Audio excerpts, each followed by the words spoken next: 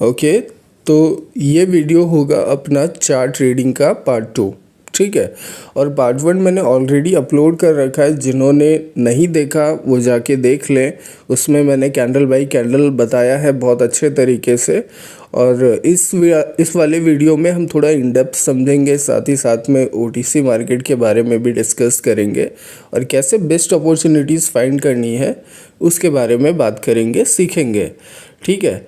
और साथ ही साथ अगर यहाँ करंट चार्ट पे फोकस करें तो जितना मुझे समझ आ रहा है मार्केट एकदम बॉटम पे अभी पड़ा है और यहाँ से जो नया करंट डायरेक्शन बनेगा, जो नया डायरेक्शन बनेगा वो अप साइड के लिए होगा, मतलब कॉल डायरेक्शन के लिए। ये मैं ड्रॉ कर देता हूँ, ठीक है। शायद ही ऐसे कोई सिखाता हो, समझाता हो जो एकदम पहले ही ड्रॉ कर दे। ये हो गया, ओके। और अभी थोड़ा सा प्रीवियस में देख लेते हैं कि क्या हो रखा है, उसको समझने की कोशिश करते हैं, ओके। तो यहाँ से यहाँ तक मार्केट लगभग एक तरफा गया है, बीच बीच में थोड़े सेलर्स, और यहाँ से ये फ्लैट ट्रेंड हुआ है और फिर सेलर्स ने इतना बड़ा एरिया क्रिएट किया है। देन सेम लाइक दिस आगे भी ऐसा ही हुआ है, ठीक है, यहाँ पे, ओके। तो इसको अभी कवर कर लेते हैं थोड़ा। बॉटम से ये हो गया और टॉप से कवर कर लेते हैं। ये यहाँ से टॉप से कवर हो गया। तो अभी जो नया एरिया दोबारा क्रिएट होगा, मतलब करंट वाला तो अप साइड के लिए होगा, उसके बाद जो होगा वो उधर कहीं से होगा, वो टॉप के कोने से, ठीक है। लेकिन एग्जैक्टली कहाँ से होगा वो हम देख लेंगे, जहाँ पे बायर्स एग्जॉस्ट होंगे। और इधर जो बायर्स गए हैं बीच बीच में थोड़े सेलर्स हैं। तो अभी प्रीवियस पे चार्ट पे इतना ही दिख रहा है, ठीक है। तो इतना ही समझने में काफ़ी है और इसके हिसाब से हम आगे जो नया डायरेक्शन बन रहा है उसमें कैंडल बाय कैंडल कैसे ट्रेड अपॉर्चुनिटी फाइंड करना है वो हम चीज़ें देख लेंगे, ठीक। अभी के लिए इतना काफ़ी है, ठीक। और यहाँ करंट वाली अगर चार्ट पे देखें, यहाँ पे देखो एक अच्छी चीज़ दिख रही है। ट्रेड लेके समझा देता हूँ जिससे कि बेहतर समझ आए। थोड़ा एक ट्रेड और ले लेते हैं। अभी देखो ये एक अननेसेसरी की ट्रेड है, यहाँ पे ट्रेड करने का कोई मतलब नहीं था, जस्ट समझाने के लिए आपको बता रहा हूँ, क्योंकि करंट वाली ट्रेड जो है ये डेफिनेटली लॉस होनी है। और ये जो कैंडल बन रही है ये डेफिनेटली एक रेड कैंडल ही बननी है। यहाँ पे एक्चुअली लोग ट्रैप हो जाते हैं। ये कैंडल देख रहे हो, बहुत सारे लोग इधर ऐसे ट्रेड करते हैं और ट्रैप हो जाते हैं, ये इसलिए मैंने समझाया। और यहाँ से ये जो दो बाइंग कैंडल देख रहे हो, still buyers are not stable here. Bottom से मार्केट निकला है तो जो बढ़िया अपॉर्चुनिटी मिलेगी ये इसके नेक्स्ट पे, मतलब अब जो कैंडल शुरू हो रही है यहाँ पे, ठीक है। ये है अपनी एक्चुअल श्योर शॉट। इसको मैं यहाँ पे लिख देता हूँ जिससे कि बेहतर समझ आए, ठीक है। बहुत सारे लोग इधर ट्रैप हो जाते हैं उस रेड कैंडल पे, वो बाइंग श्योर शॉट खोजते हैं और ट्रैप हो जाते हैं, जबकि उसके जस्ट बाद वाली ये candle, this was the actual buying sure shot, okay. This is the actual buying sure shot. बहुत सारे लोग ट्रैप हो जाते हैं क्योंकि बॉटम से जब मार्केट निकलता है तो ऊपर एक ना एक सेलिंग लेवल होता है, एक ऑलमोस्ट एक रेंज होती है। तो उधर जाके बायर्स जो है थोड़ा सा उस टॉप के जो सेलिंग लेवल से थोड़ा सा वहाँ से क्या होता है कि सेलर्स इंटर करते हैं। इंटर मतलब क्या होता है कि बायर्स जो चल रहे होते हैं उसके अंदर जो सेलर्स एग्जिस्ट होते हैं उनको एग्जॉस्ट करते हैं, ठीक है। तो ऑलमोस्ट जब एक बॉटम के रेंज से मार्केट निकलता है तो इधर ऐसे टूटता ज़रूर है और ये ट्रेड अपनी हो गई प्रॉफिटेबल, ठीक। अभी करंट वाली जो है ना, ये टॉप से रिजेक्शन उठाएगी मेरे हिसाब से। अगर क्यों उठाएगी, क्योंकि प्रीवियस में जो बाइंग कैंडल अपनी बनी है ये बहुत हेल्दी तो है नहीं, ठीक है। तो हो सकता है अभी भी सेलर्स इधर बिल्कुल रिफ्लेक्ट कर सकते हैं डेफिनेटली। तो हमें यहाँ पे वेट करना है, हमें बस तुरंत अंधाधुंध ट्रेड नहीं करना, ठीक है, ओके। तो यहाँ पे मैं ट्रेड लेने का सोच रहा था बट छोड़ देता हूँ इसको, जिससे कि आपको बेहतर समझा सकूँ। देखो मार्केट बॉटम में भी एक रेंज होता है, टॉप में भी रेंज होता है, ठीक है। तो आपको थोड़ा एक्स्ट्रा फोकस की ज़रूरत है, चीज़ें बहुत क्लियर समझ आ जाएंगी। अब ये कैंडल देखो ऊपर से कितना रिजेक्शन उठा रही है, करंट वाली जो कैंडल है कितना रिजेक्शन उठा रही है ऊपर से। ऑलमोस्ट 2 विक्स यहाँ पे हो जाएंगे एक तरफा। और यह तीसरी कैंडल पे थोड़ा रिजेक्शन ट्रेड कर लेते हैं। मेरे हिसाब से अच्छी खासी रिजेक्शन मिलनी चाहिए, ठीक है। यहाँ पे पुट के लिए ट्रेड ले लेते हैं। ये एक्चुअली में ये एक बाइंग कैंडल ही बनेगी, करंट वाली जो है ये एक बाइंग कैंडल ही बनेगी मेरे हिसाब से तो। लेकिन नीचे से एंट्री एकदम परफेक्ट रही थी, इस वजह से मैंने यहाँ पे रिजेक्शन ट्रेड करने का ट्राई किया। और 5 सेकेंड में इसको देख लेते हैं। हाँ ठीक है, सेलर्स तो डेफिनेटली आएंगे और ट्रेड अपनी प्रॉफिटेबल हो जाएगी विदाउट एनी डाउट, ठीक है। और यहाँ से मार्केट शायद एक नया मूव क्रिएट करेगा डेफिनेटली, क्योंकि यहाँ पे मेरे हिसाब से एक पैटर्न बन रहा है, 3 वीक्स का पैटर्न बन रहा है। और अगर ऐसा है देन डेफिनेटली मार्केट उसी तरफ ब्रेक करेगा जिस कलर की ये कैंडल बनेगी। ये पैटर्न ओटीसी में बहुत दिखता है, ठीक है, 3 वीक पैटर्न। तो ये देख लेते हैं। मेरे हिसाब से तो ये ग्रीन कैंडल ही बनी होगी 1 मिनट पे। ट्रेड अपनी प्रॉफिटेबल हो गई, रिजेक्शन अपने को मिल गया और अभी शायद मार्केट इधर बाइंग साइड के लिए ही ब्रेक कर लिए, जैसा कि अपना एनालिसिस था एट द वेरी स्टार्ट, ठीक है। तो इसको अभी 1 मिनट पे देख लेते हैं। और साथ में देखो यहाँ पे कितनी फ्लक्चुएशन दिख रही है। 5 सेकंड का चार्ट ये ओपन है, कितनी ज़्यादा फ्लक्चुएशन है, ये देख रहे हो। चलो इसको 1 मिनट पे देख लेते हैं।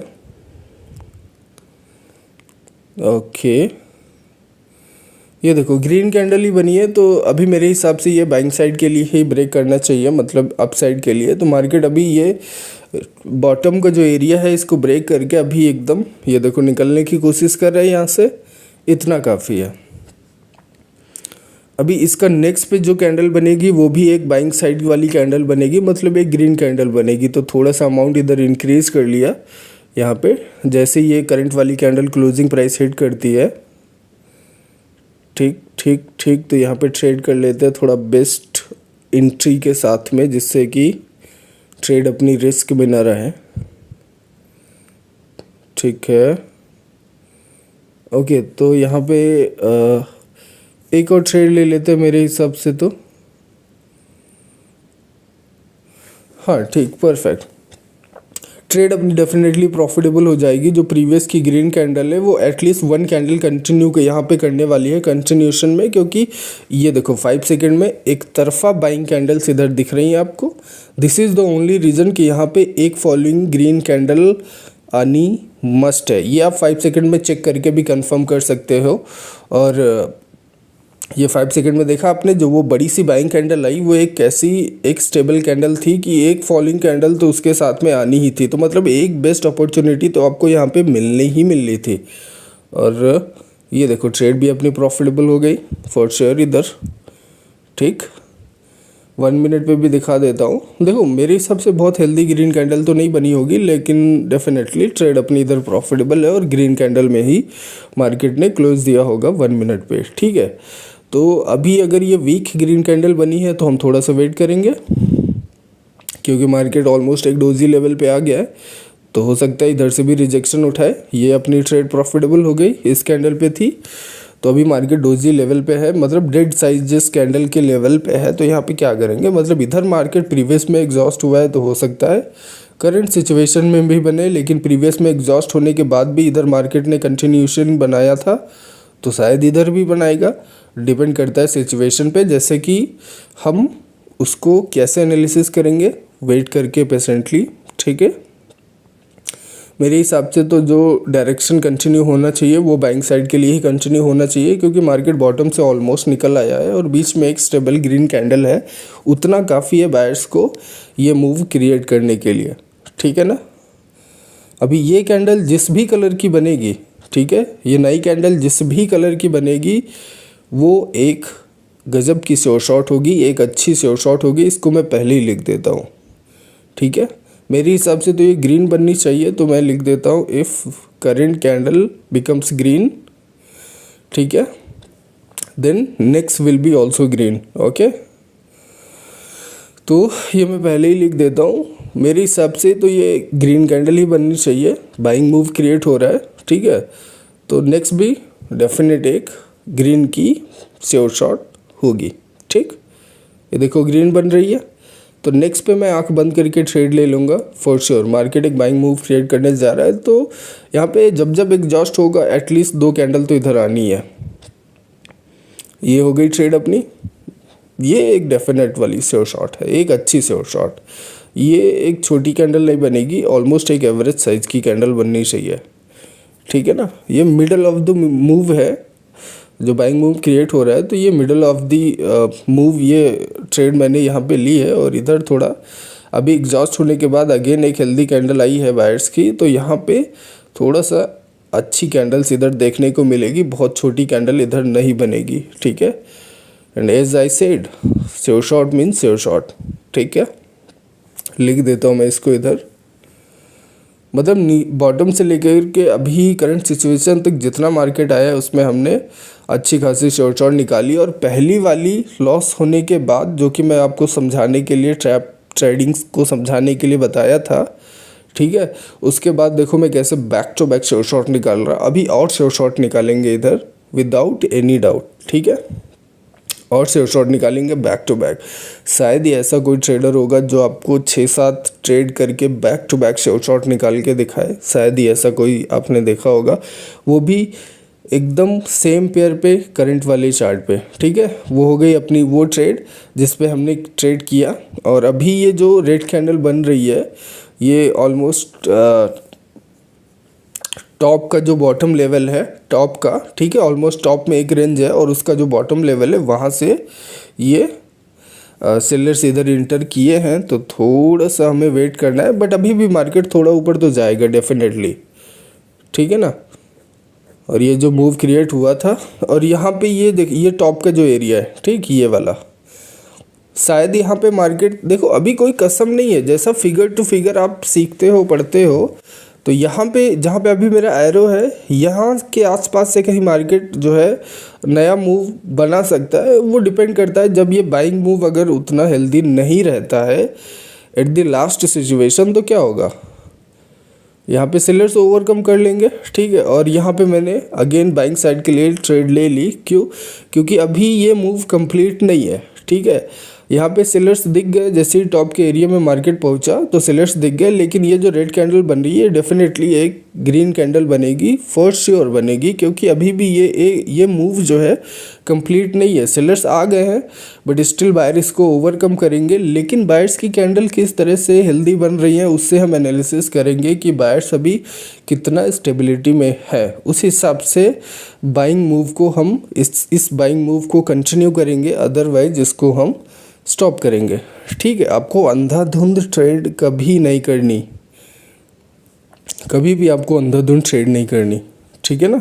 मार्केट ऑलरेडी यहाँ पे नेक्स्ट अगेन मैं यहाँ पे कॉल के लिए ले रहा हूँ, बैक टू बैक यहाँ पे मैं ट्रेड कर रहा हूँ, ठीक है, बैक टू बैक,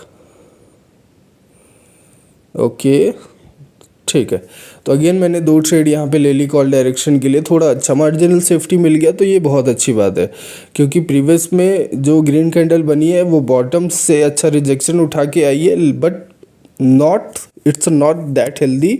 और उसके प्रीवियस में एक बड़ी सी, मतलब एक हेल्दी सी सेलिंग कैंडल है, तो डेफिनेटली यहाँ पे सेलर्स की अवेलेबिलिटी अच्छी खासी है। और मार्केट वैसे भी टॉप एरिया पे आ चुका है, तो टॉप का जो रेंज है उधर कहीं से सेलर्स इसको यहाँ पे मिल रहे हैं अच्छे खासे इधर, ठीक है।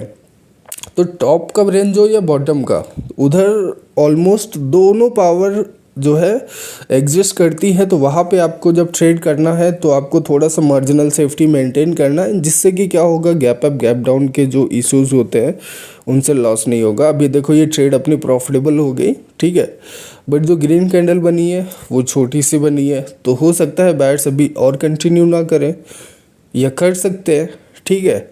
उसका कैसे पता चलेगा, ऐसी सिचुएशंस होती हैं जब मार्केट जो है एकदम वीक हो जाता है, जिस मूव को लेकर के फेवर में आप चल रहे होते हो वो अगर वीक हो रहा है, ठीक है, तो वहाँ पे आपको पेशेंटली वेट करना है कि मार्केट में अब क्या बदल रहा है, अब क्या होने वाला है, उसको अच्छी तरीके से आप समझ पाओ, इसलिए वहाँ पे आपको वेट करना बहुत ज़रूरी है। आप सिर्फ ब्लाइंडली चल के ट्रेड नहीं कर सकते, ठीक। और ये वो कैंडल थी जिस पे हमने ट्रेड किया, छोटी सी ग्रीन बनी, still it's a profitable trade, ठीक है।